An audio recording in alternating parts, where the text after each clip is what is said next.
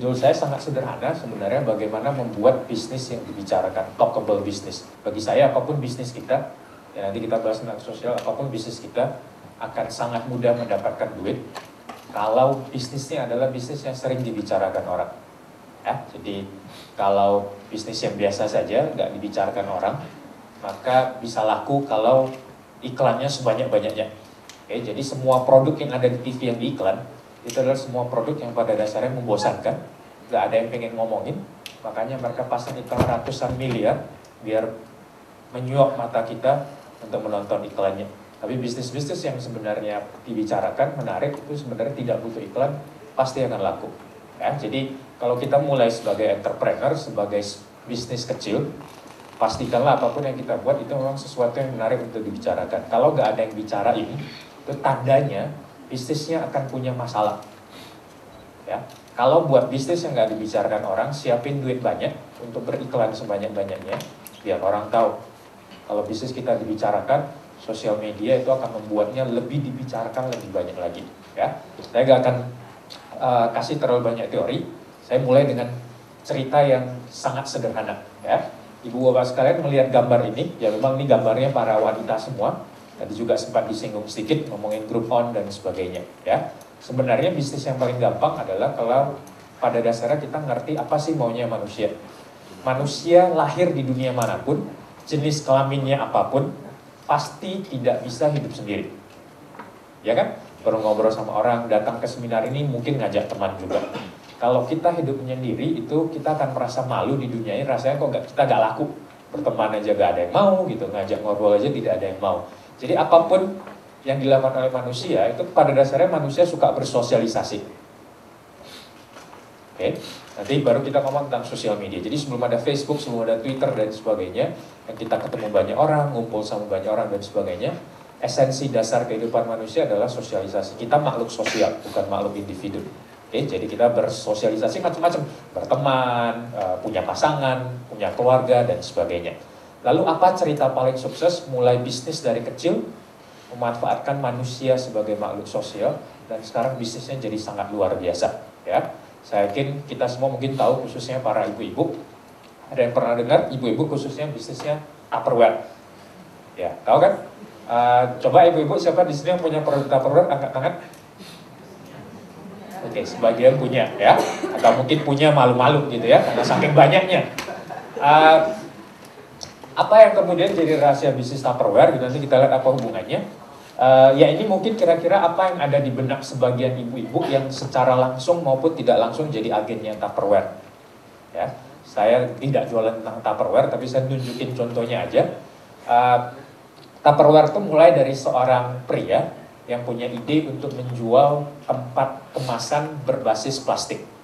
Oke, awal idenya datang dari situ. Oke, ini nama yang punya, makanya kenapa muncul namanya Tupperware. Nama yang punya adalah Tupper. Ya, dia buat bisnis ini berpikir ini harusnya menarik, jadi dia buat sebuah kemasan dalam bentuk plastik. Tapi seperti biasa kalau kita buat bisnis kecil, yang selalu kita khawatirkan adalah gimana orang bisa beli produk ini. Oke. Kalau kita malas berpikir, ya, tadi sempat disinggung tentang kreativitas, menemukan dan sebagainya. Kalau kita malas berpikir, maka orang yang malas berpikir pertama kali yang dilakukan adalah ya udah kita jualan, taruh produk kita di tempat yang banyak orang datang alias rame. Mana? Ya jualan di supermarket, jualan di minimarket dan sebagainya. Taruh produk kita di sana. Pasti laku karena kan banyak yang datang. Ya, itu kan ide yang sangat sederhana. Ya, itu juga yang dilakukan oleh si Tupper ini. Jadi pada saat dia pertama dia juga agak pikiran gimana cara jualannya. Ya udahlah saya titipin aja di supermarket dan sebagainya. Karena sudah ramai, orang pasti datang tiap minggu atau tiap bulan pasti bawa ibu ngajak keluarganya belanja. Yang terjadi kemudian adalah pada saat produk ini di-display di toko-toko, gak ada yang beli. Kenapa? Biasa, kalau ibu-ibu sekalian belanja ke supermarket, lihat sebuah produk yang mungkin bapak ibu sekalian gak pernah dengar cerita tentang produk ini, apalagi gak pernah lihat iklan di TV-nya, lihat aja gak mau kan, pasti pilih produk yang pernah lihat di TV. Nah dia mulai bisnis kecil, gak punya uang, taruh di supermarket, udah bayar mahal, gak mampu iklan, ya pasti gak ada yang beli produknya. Itu kan logika sederhana dalam bisnis. tapi tetap nekat masukin ke supermarket dan sebagainya. Zaman dulu masih murah, zaman sekarang kalau saya jelaskan angka masuk supermarket, bisa-bisa mulai bisnis gak jadi pingin mulai. Ibu kalau punya bisnis masukin ke, gak usah jauh-jauh Carrefour gitu ya, meskipun kemudian karena sekarang dimiliki oleh pengusaha lokal terus mulai berpikir UKM. Masuk ke Carrefour, punya satu jenis ukuran produk yang istilah marketing kerennya disebut sebagai stock keeping unit. Jadi kalau ibu buat snack ukurannya 200 gram itu disebut satu SKU. Itu masuk ke Carrefour, satu outlet mungkin bayar minimal sekitar 8-12 juta. Bayangin outlet dia puluhan, dan selama 3 bulan itu nanti dilihat penjualannya, kalau tidak laku ya dikeluarin, dan duit tidak kembali. Jadi bayar ke Carrefour itu seperti bayar kita nongkrong. Makanya kan kenapa dia diserang banyak orang, karena dianggap tidak bersahabat dengan UKM. Jadi bisa bayangin kalau kita jadi pengusaha kecil menengah, namanya juga kecil menengah, UKM syukur-syukur bukan usaha kecil megap-megap gitu. Jadi namanya juga kecil, nama kecil ya belum punya duit, terus kita disuruh masukin supermarket ya setengah mati. Jadi apa yang kemudian membuat bisnis ini bisa sukses? Ya, mungkin memang kita harus belajar dari wanita. Ya, tiba-tiba produk ini jatuh ke tangan seorang wanita. Oke, namanya Bronnie Wise. Nah, wanita ini kemudian berpikir, gimana ya saya cara jualan produk ini? Dia beli produknya di supermarket, setiap ketemu sama sesama teman ibu-ibu, dijualinlah produk ini.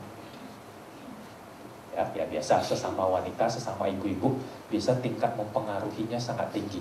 Kadang-kadang tingkat gengsinya lumayan tinggi sih, jadi nggak boleh lihat tetangga punya produk yang lebih baru gitu ya. Apalagi kalau mobilnya lebih bagus, harusnya produknya bisa lebih bagus lagi.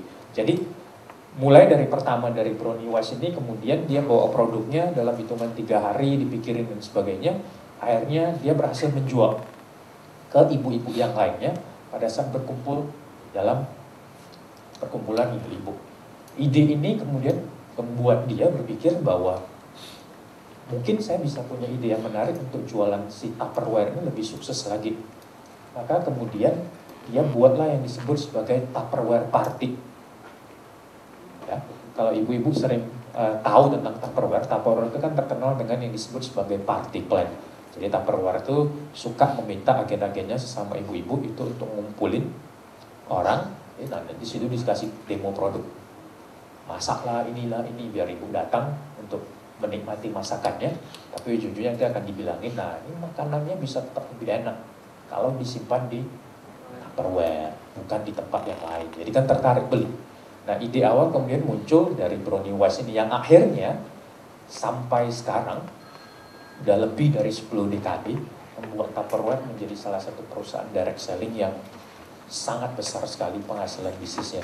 Idenya datang dari mana? Manusia itu bersosialisasi. Kalau kita taruh produk kita di supermarket, itu produk kita gak bersosialisasi, nongkrong aja di situ kan.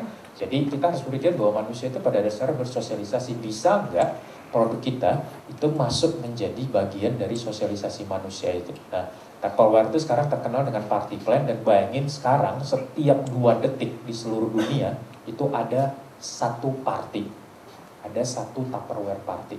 Jadi bisa bayangin betapa luar biasanya bisnis ini. Di Indonesia sekarang Tupperware punya lebih dari 65.000 agen, 90%-nya wanita, 10%-nya terdaftar bukan jenis kelamin wanita, tapi mungkin ke wanita-wanitaan. Itu data resmi dari Tupperware-nya, 90% wanita, 10% ya kira-kira ya. Jadi karena ini bisnis yang sangat berhubungan dengan wanita. Apa yang bisa kita pelajari dari bisnis ini? Sosialisasi, makhluk sosial. Nah kalau kita ngomong tentang sosial media, ya nyambung. Sosial media itu adalah media membuat kita melakukan sosialisasi. Tiba-tiba kita bisa punya teman banyak di online. Tiba-tiba di Facebook kita bisa ketemu teman kita dari zaman dahulu kala dan sebagainya. Kalau selama ini kita arisan dan sebagainya bisa 10-20 orang, sekarang di Facebook kita bisa punya teman banyak. Meskipun belum tentu kita kenal semua.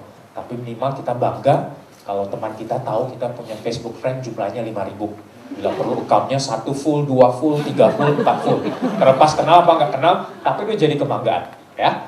Lalu saya ingin nunjukin aja cerita Tupperware ini bahwa mulai dari bisnis kecil dan ujungnya ngomongin tentang sosial human. Ya, makhluk itu bersosialisasi. Jadi kalau memulai bisnis dari kecil, pastikan juga bahwa kita bisa masuk ke dalam jaringan sosial ini. Pada saat saya bilang jaringan sosial, orientasinya tidak selalu ngomong tentang teknologi. Ya, teknologi itu membantu mempercepat. Ya. Tapi kalau bisnis kita tidak bisa masuk ke dalam jaringan sosial itu juga percuma. Jadi bayangin kalau Tupperware dulunya masih tetap ditaruh di supermarket, ya selamanya dia akan jadi produk untuk manusia yang menyendiri, bukan makhluk yang bersosial. Dan sekarang Tupperware sangat luar biasa. Kalau ibu-ibu ikutin, 6 bulan yang lalu Tupperware itu baru keluarin produk baru di luar kebiasaan mereka. Dia buat kompor. Oke. Jadi biasa Tupperware jualan plasticware dan sebagainya. Terus dia buat kompor dan dijual, kompornya dijual dengan harga jutaan. Dan itu ternyata laris manis. Banyak ibu-ibu beli kompor itu hanya gara-gara dikomporin sama ibu-ibu yang lain. Ya. Jadi lihat bagaimana pengaruh makhluk sosial itu membuat kita kadang membeli sebuah produk belum tentu karena kita butuh, tapi karena faktor hubungan sosial. Ini pelajaran terbesar dari Tupperware yang membuat sekarang kalau ibu cek iseng aja nanti pulang buka Facebook, masukin keyword Tupperware di Facebook. Banyak sekali ibu-ibu Indonesia yang mengganti nama profil dia dengan nama Tupperware. Siapa Tupperware, si Tupperware, bla bla bla. Nah kalau di-add sama orang ini ya berarti mau dijualin. Jadi tapi sekali lagi itu menjawab bahwa media sosial teknologi itu semakin membuat bisnis yang sosialnya akan semakin sangat luar biasa. Ya. Nah ya ini kemudian sekarang party plan jadi sangat luar biasa. Ya nanti bisa dibaca. Jadi intinya bisnis itu kalau mau berhasil, apalagi kita small medium, jangan pernah mikirin iklan TV dan sebagainya. Kalau saya yakin juga Bapak Ibu sekalian kalau saya tanya seberapa sih percaya sama iklan TV gitu, berbagai penelitian tuh konsisten menunjukkan iklan TV itu tidak pernah bisa dipercaya lebih tinggi dibandingkan omongan teman atau orang yang kita percaya. Ya, jadi cerita simpel Tupperware cuman kira-kira seperti ini. Kalau dulu ya sebelum ada teknologi sosial media dan sebagainya, mungkin kita bisa punya teman tapi jumlahnya sangat terbatas. Hanya mungkin di sekitar lingkungan RT, RW, kantor, dan sejenisnya. Tapi sekarang dengan teknologi itu teman kita kemana-mana. Artinya apa? Ya dulu si Brownie Wise dan Tupperware itu saja bisa jual Tupperware tanpa mengandalkan media sosial. Apalagi sekarang ada media sosial, tiba-tiba pasar kita jadi sangat luar biasa. Facebook sekarang kita 34 juta, ya kurang lebih nomor 2 di dunia, di bawah Amerika 140 juta. 30 juta lebih itu sekitar 40%-nya umur 15 sampai 24, baru kemudian 25, 34 dan sebagainya. Jadi bayangin pasar kita kan sangat besar sekali. Ya, jadi kalau ibu-ibu punya bisnis apapun, small medium harus dipikirkan jumlah penduduk Indonesia 237 juta, anggap aja usia produktif itu 40%, berarti ini sekitar 80 sampai 90 juta, dan 34 jutanya itu ada di Facebook. Jadi bayangin kalau kita jualan, itu pasar kita sangat begitu besar. Jadi jangan kalah sama Tupperware dulu yang cuma modal arisan kecil-kecilan, masa sekarang kita tidak lebih berani. Sekarang harusnya kita lebih berani ribuan kali. Oke? Apa yang membuat kita lebih berani lagi? Karena media sosial itu bisa membuat kita menjangkau berbagai hal, kita bisa berpromosi dengan sangat murah sekali. Tidak seperti di TV yang sekali pasang iklan 30 detik kita harus habis duit 20 sampai 30 juta. Facebook itu gratis, hanya butuh koneksi internet dari Telkom, murah. Apalagi yang membuat kita harus khawatir untuk berbisnis. Ya? Nah, ini saya ingin tunjukin aja. Kenapa kita harus lebih berani lagi? Ini bisnis model tradisional. Kalau dulu belum ada media sosial, Bapak Ibu misalnya buat bisnis apapun, makanan lah, mungkin buat hiasan, buat aksesoris dan sebagainya. Seperti saya bilang, cara paling gampang biar bisa ditemui oleh konsumen, kita selalu jualannya ya masuk ke distributor, masuk ke toko dan sebagainya. Bayangin berapa banyak margin yang harus kita berikan.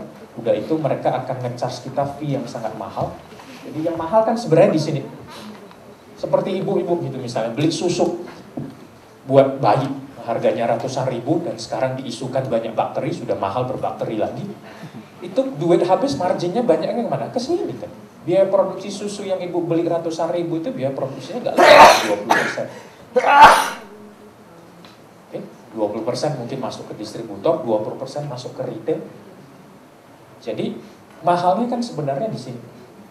Mahalnya sebenarnya ada di sini. Nah, media sosial itu kan membunuh ini. Nah, Ngapain? Mau kita bisa langsung ketemu sama konsumen. Ayo mau beli, lihat di Facebook saya. Pengiriman ada Tiki kok. Pembayaran ada Delima gitu. Simple kan? Kita membunuh ini kan sebenarnya sosial media. Ini kan Carrefour dan sebagainya buat kita gak bisa maju. Mereka adalah kartel-kartel yang semakin membesar, kapitalis-kapitalis yang menyerap duit-duit kita. Sebenarnya kalau bisnis kan mahalnya di sini, bukan di sini. Ya kan? Susu semakin mahal, semakin dibeli karena image-nya semakin mahal, semakin bagus. Ya padahal mahalnya yang bayarin ini. Gak murah.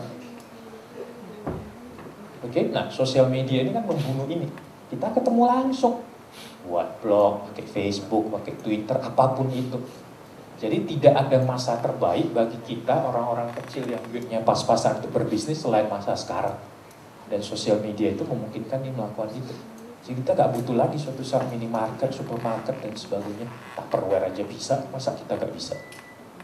Dan dia mulainya 10 dekade yang lalu. Sementara kita mulainya pada saat teknologi sangat luar biasa. Jadi kita membunuh ini. Oke? Nah, mau real case ini saya kasih cerita. Ini bisnisnya istri saya. Ya, kalau ada yang pernah tahu. Salah satu bisnis yang paling besar di Indonesia adalah pasti bisnis yang berhubungan dengan wanita. Ya. Jadi istri saya kemudian kepikiran di Indonesia itu per tahunnya itu ada sekitar 4,6 juta kelahiran bayi per tahun. Ya. Jadi kalau ada 4,6 juta bayi yang lahir, berarti per tahunnya ada 4,6 juta wanita yang hamil. Plus yang lain mungkin keguguran dan sebagainya. 4,6 juta wanita yang hamil itu sebuah pasar yang sangat luar biasa besar. Dan ibu hamil kemudian di Indonesia ini bisa dibilang hampir sekitar setengah dari wanita hamil di Indonesia itu menurut penelitian itu defisiensi gizi. Ya, jadi karena pola makannya nggak benar, cara makan sayur dan sebagainya, jadi pas hamil itu gizinya sebenarnya berkurang. Makanya banyak suplemen ibu hamil. Salah satunya adalah susu. Tapi problem dengan susu ibu hamil adalah Indonesia itu pada dasarnya bukan negara yang terbiasa konsumsi susu. Jadi dibandingkan negara Asia Tenggara, Indonesia adalah negara yang konsumsi susu per kapitanya itu sangat kecil. Lebih kecil bahkan dibandingkan Vietnam dan sebagainya, padahal pendapatan per kapita kita lebih tinggi. Ya, tapi mungkin kalau konsumsi bandrek dan sebagainya mungkin lebih tinggi ya. Susu kurang bandrek, daun sirih dan sejenisnya itu mungkin tinggi ya. Kalau susu sangat kecil sekali. Akhirnya pada saat ibu hamil dipaksa minum suplemen susu hamil itu tambah mual lagi. Kan permasalahan terbesar hamilnya wanita itu adalah mual, nggak bisa makan dan sebagainya. Jadi kemudian saya kepikiran, oke, kita buat sesuatu yang inovatif, muncullah yang disebut sebagai bukan susu, semua nutrisi yang dibutuhkan ibu hamil dalam bentuk seperti biskuit. Ya. Jadi sehari cukup konsumsi satu dan semua kebutuhan kehamilannya terpenuhi dari asam folat, kalsium dan sebagainya. Lalu, apa yang dipikirkan istri saya pada saat buat bisnisnya simple? Kalau dulu saya berbisnis seperti ini, atau istri saya berbisnis seperti ini, nggak bisa laku kalau tidak dijualan di supermarket. Ya kan? Nah, pertanyaannya simple. Kalau mau masuk ke supermarket, ya repot. Bisa jual di masuk ke Carrefour, minimal saya harus nyediain setengah M. Masuk doang, 3 bulan nggak laku, ya dia bilang goodbye. Jual di minimarket, Alfamart itu minimal harus nyediain 300 sampai 500 juta pertama kali masuk. Ini harus bayar 500 juta untuk masuk minimarket, mending kawin lagi gitu. Belum tentu laku kok, 3 bulan nggak laku dikeluarin sama Alfamart. Saya kasih contoh, Soyjoy. Ini ibu sekalian tahu. Itu produk nggak laku. Kenapa masih nongkrong di Alfamart? Itu yang punya perusahaan tiap bulan bayar 500 juta ke Alfamart untuk beli space-nya. Nggak laku. Lalu kenapa istri saya berani nekat? Media sosial. Dan wanita banyak di Facebook, apalagi ibu-ibu yang tidak bekerja ya di rumah kemudian main Facebook. Jadi bisnisnya datangnya dari mana? Dari Facebook. Dan saya nggak bisa buka angka, tapi saya bisa bilang, istri saya jualan ini per bulan, penghasilannya bisa lebih banyak daripada gaji dia kerja untuk orang. Jadi mending dia bisnis ini bisa ngurus anak. As simple as that. Jadi kalau balik ke sini lagi, kalau zaman dulu jualan, itu kan kita sangat tergantung ini. Nah ini kita nggak butuh lagi sekarang. Ngapain? Jadi ini adalah saat paling indah bagi siapapun mau mulai bisnis dan tidak tergantung sama kapitalis-kapitalis besar ini. Oke, dan istri saya membuktikan ini. Apakah perlu iklan? Nggak perlu iklan. Kenapa? Ini produk pertama, diomongin orang di mana-mana. Oke, dan saya bisa tunjukin. Ya, simpelnya mulai dari ya buat blog, buat Facebook, site dan sebagainya. Misalnya, ya contoh seperti ini. Orang beli langsung senang. Banyak yang memberikan rekomendasi. Dan istri saya jawab, wah terima kasih. Ini bukan Facebook atau tweet berbayar ya. Ini dari konsumen. Jadi enaknya lagi bisnis sekarang kita memotong kapitalis distributor. Kalau orang senang sama produk atau jualan kita, itu orang akan memberikan testimonial. Bahasa Jawanya ketok tular, bahasa Inggrisnya word of mouth, bahasa sehari-harinya dari mulut ke telinga. Mulut ke mulut itu kissing, beda lagi. Ya, jadi kalau dulu kita jualan di supermarket ada orang yang makan enak, paling dia cerita sama orang rumahnya. Sekarang kalau enak tulis. Saya nggak perlu bayar ini. Kalau TV untuk ngomongin pakai artis, ini enak loh, bayarnya udah berapa ratus juta, belum laku udah bayar duluan. Ini udah laku baru dia testimoni. Jadi tidak ada masa terbaik sekali lagi untuk memulai bisnis kecil selain dimulai dari sekarang. Ya, pengguna Facebook kedua terbesar, apalagi ini tahun 2012. Kalau janjinya Menkominfo dan Menteri Pendidikan tepat, semua desa terakses internet, bisa-bisa jumlah Facebook user di Indonesia ngalahin Amerika. Ya, mereka sekarang sekitar 140 juta, apalagi orang Indonesia kan memang terkenal suka ngomong. Makanya Twitter rame gitu, pas Twitternya Twitter di ban rame juga gitu. Jadi pokoknya ada aja yang rame. Jadi tidak ada masa terbaik selain masa sekarang kita memulai bisnis, even kecil, dari usaha kecil menengah jadi usaha kecil miliarder. Kalau dulu usaha kecil menengah nggak bisa masuk supermarket, jadi usaha kecil megap-megap. Kalau sekarang peluangnya akan sangat berbeda. Dan bisnis ini mendapatkan banyak testimonial dan sebagainya. Jadi saya nggak akan cerita terlalu banyak tentang ini. Balik lagi ke topik sebenarnya. Jadi kalau Bapak Ibu sekalian punya ide mau buat small business, okay, bisa dibicarakan orang, make sure bahwa bisnis kita adalah memang bisnis yang menarik untuk dibicarakan orang. Jangan buat bisnis yang sama dengan yang dimiliki orang lain atau biasa-biasa saja. Kalau bisnis kita menarik untuk dibicarakan orang, sudah jaminan garansi 1 juta % di semua media sosial pasti akan dibicarakan. Ya, saya kasih contoh. Oke, ini salah satu contoh favorit saya. Bayangin di Amerika ada seorang mahasiswa bisa jualan sampah, sampahnya di branded. Tuh, gak kepikiran kan? Jualan sampah. Ini sampah New York dikasih brand namanya Garbage of New York City NY. Masuk ke websitenya nycgarbage.com. Dia jual lewat online. Sampah ya dijualin. Lucunya lagi ya orang beli gitu. Jadi yang bodoh siapa ya gak ngerti. Laku gitu. Coba bayangin, kalau sampah ini masuk ke supermarketnya gak mau terima. Kita gak jual sampah, kita jualnya makanan, itu gak bisa dimakan.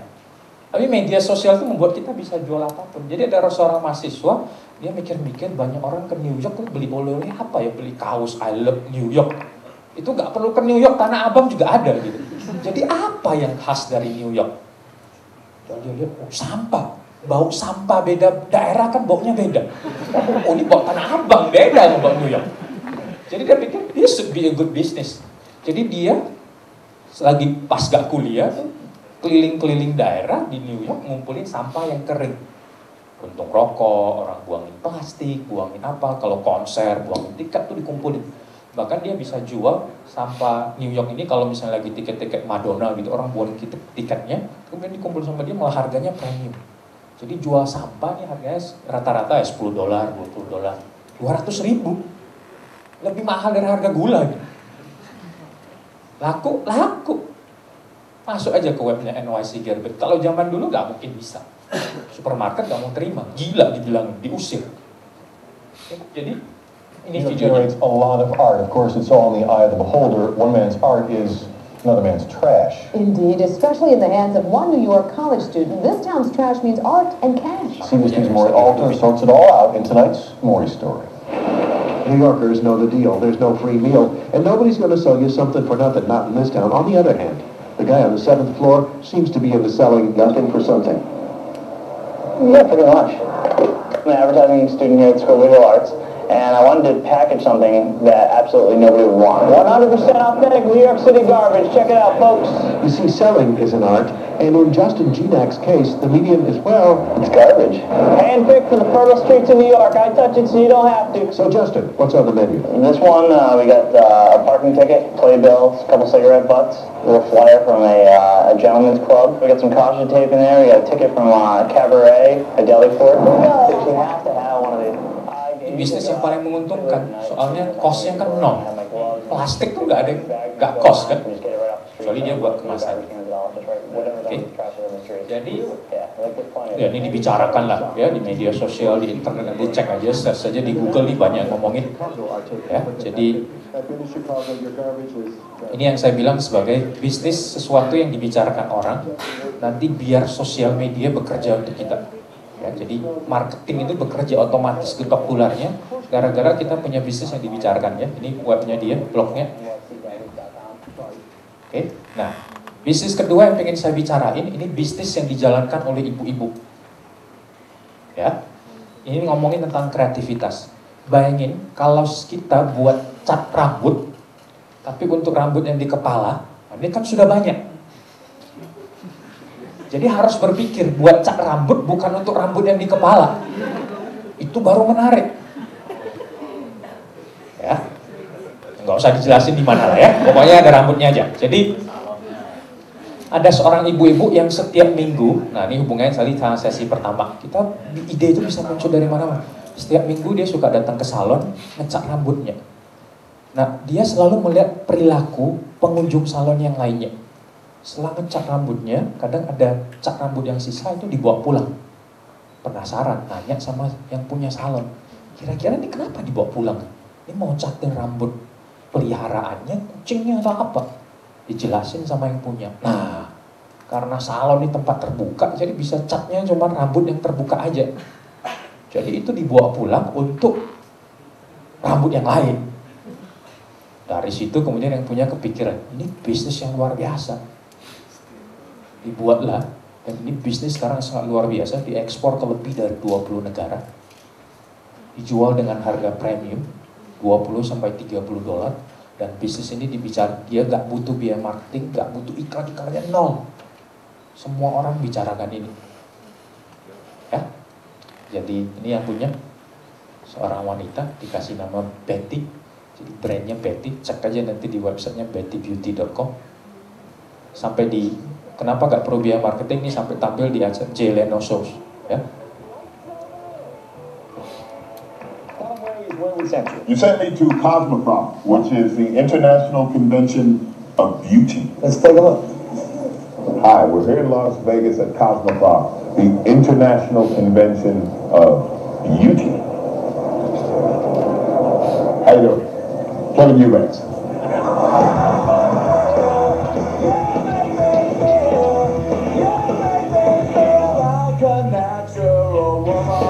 Jadi ini yang jual produk-produk beauty. We've got a yang punya. lot of Betty coloring going on. And what exactly is Betty coloring? Betty coloring is 5 colors. You can buy a kit and color your Betty, the hair down there. Is there any drinking involved Any drinking, well, you know, it's not. in getting a Betty ready? Because I've gotten a few Bettys ready in my day, and generally alcohol helps. No, I think you've gotten to the Bettys after they're already ready. Well, I'll take a ready Betty any day of the week, don't get me wrong. But will you take a fun Betty ready? Langsung link I'll take a bored and lonely Betty ready. You don't want to always have a Betty ready? I'd love to have a Betty ready. Well, that's what we're doing here. We're promoting You say it 3 more times and your Betty's... Oke, jadi ini bisnis yang luar biasa. Saya punya produknya. Rencananya mau saya ngasih untuk nanya, cuman saya kemarin pas ke Bandung dari Jakarta lupa bawa. Ya, jadi nanti kalau ada yang nanya saya kasih, saya kirim pakai Tiki saja ya. Jadi kita menjalankan sosial media bisnis. Serius, saya pas ke Amerika saya beli khusus ini, luar biasa. Nah, ini juga bisnis yang simple kan. Dulu George W. Bush dilemparin sepatu. Menurut hitung-hitungan salah satu media yang cukup terkenal di UK, gara-gara kasus lemparan sepatu ini, itu ada bisnis sepatu itu yang meningkat dalam hitungan 4 minggu sekitar 2 juta US dollar. Ya. Dan tahu kira-kira pebisnis dari mana yang paling menikmati? Pebisnis dari negara Cina. Kenapa? Ya seperti biasa kan, negara Cina kan sangat cepat dalam meniru, bahkan bila perlu aslinya belum keluar, palsunya udah keluar. Nggak ngerti, mungkin dia pakai Sun Gokong tuh, reka-reka dan sebagainya. Udah keluar duluan aja. Jadi ternyata setelah terjadi lemparan ini, besoknya itu banyak sepatu yang langsung dilemparin, dikasih brandnya Bush. Diekspor kemana-mana. Jadi duit. Itu talkable business, cepat melihat peluang, mumpung ada media sosial tuh langsung dibicarakan orang di mana-mana.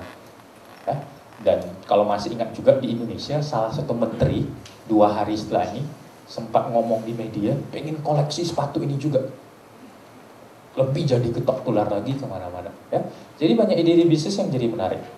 Nah, kalau nggak mau, tiru yang di Jepang. Susah cari karyawan manusia, dibilang susah, suka bolos. Ya, kita buka restoran pakai monyet aja pelayan. Monyet itu dilatih, disiplin gitu ya.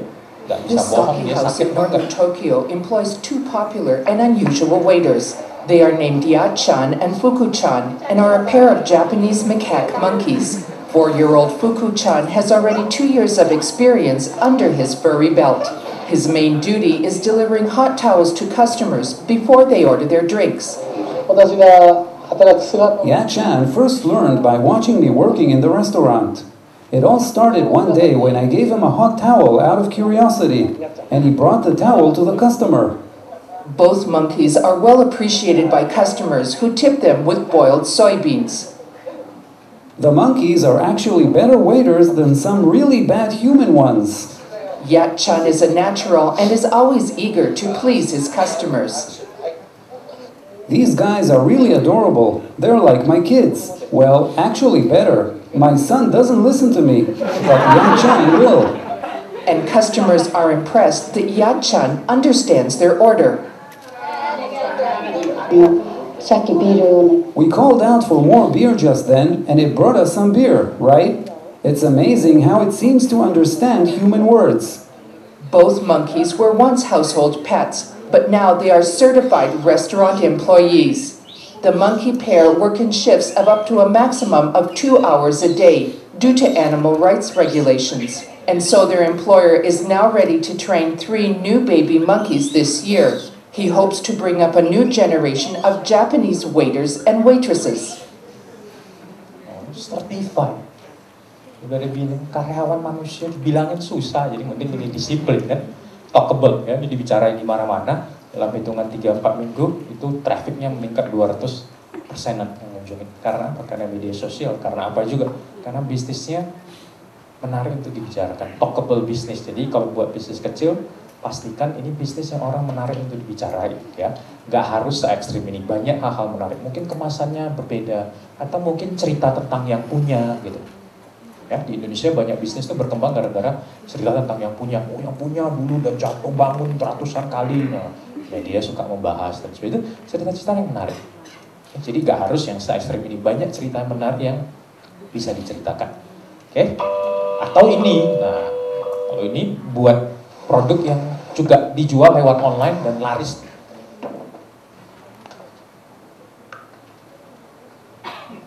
Jadi kalau wanita bisa pakai boxer, kenapa pria nggak bisa pakai bra gitu?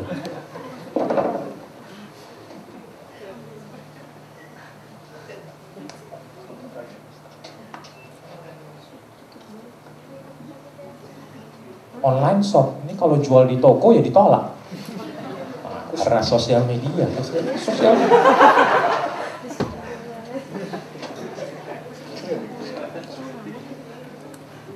ちょっとなんか締め付けられる感じ、なんかいい感じです。 Yang buat bisnis ini wanita, coba. Bisnis ini wanita. すごい増えてると思います。今回やっぱりメンズブラを出して反響とかを見ているとって言って変なんですけど、お客様からの声がメールとかでも届いてるんですけれども、すごい待ってましたとかそういう声とかもあって、だから多分なんかそういう商品ができたら買ってみたいなって思われてた方っていうのはすごく。Oke, jadi ya ini wanita bisnis rumah tanggahan, dia penjahit biasa buat sesuatu yang unik gitu. Ini bukan dari brand yang besar. Jadi harusnya kita memulai bisnis yang kecil itu akan punya jiwa kreativitas yang lebih bagus dari perusahaan besar. Karena kadang-kadang kalau sudah besar terjebak sama ritualitas terus lupa berinovasi.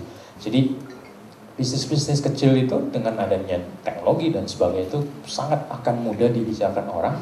Pastikan kita punya sesuatu yang menarik untuk dibicarakan. Jadi apapun yang Bapak Ibu nanti lakukan, make sure, yakin bahwa ada sesuatu yang orang pengen ngomongin. Kalau nggak cari tahu apa yang bisa diomongin, buat sesuatu orang pengen ngomong, kemasannya terbalik, gitu, tulisannya terbalik, gitu, itu orang pengen ngomongin.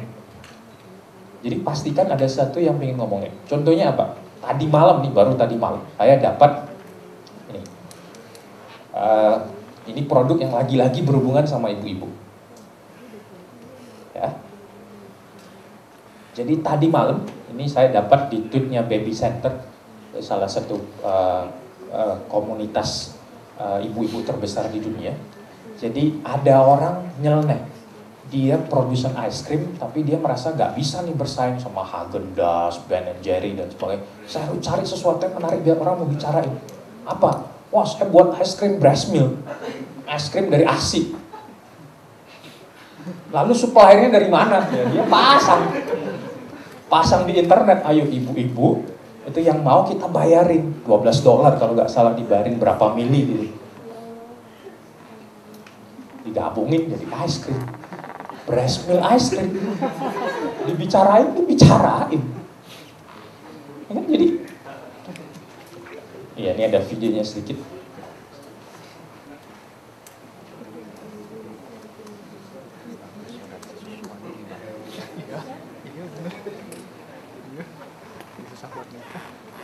Ingredient human breast milk, donated by a woman from Leeds. It's already causing a stir. No, thank you. I think it's a bit of a yuck factor, isn't it? Sorry, the thought of it makes me feel quite ill. If it can be done, why not? There's enough of it, isn't there? It's called Baby Gaga, and from tomorrow it will be sold by the scoop by this impersonator. Her real name's Martina. The man behind the idea says it's not just a gimmick. It's something we give to our kids. My 3 boys have all been raised on breast milk. It's the most natural, beautiful thing in the world. It's beautiful, it's organic, it's free range, totally natural. Good enough for my kids, good enough for our ice cream. The breast milk used is screened for safety, and now 15 mums have signed up to donate. But will customers like it? Tastes nice. A bit different to normal ice cream, I'd say. More creamy. It's fresh. It's nice. Not last time I tasted breast milk, it was bitterer than that. Never known the difference. No? It's actually sweeter, isn't it? Probably be a little bit put off by it if I knew that that was what was in it, and that was clear when I was buying it. So you can finish it if you want first. And finally, it's my turn. Let's give it a go then. Human breast milk ice cream. It actually tastes like normal ice cream. Just the sight of a rusk reminds you that actually it's not normal ice cream. But at £15 a scoop, this ice cream may leave a bitter aftertaste. Matt Cook, BBC London News. Yang punya Baby Gaga. Jadi pastikan apapun yang dibuat itu memang sesuatu yang menarik untuk dibicarakan oleh banyak orang. Biar sisanya akan dikerjakan oleh sosial media. Jadi intinya saya coba bilang, kalau Bapak Ibu sekalian memulai bisnis kecil, pastikan bisnis itu adalah bisnis yang dibicarakan orang, ya, talkable bisnis. Kalau nggak ada yang dibicarain, ada kemungkinan memang bisnis kita bisnis yang bosenin, nggak ada yang menarik. Kalau bisnis kita ada sesuatu yang menarik dibicarain, sosial media akan bekerja dengan sangat luar biasa. Testimonial di mana-mana, orang bicarain, orang ngasih referensi, orang forward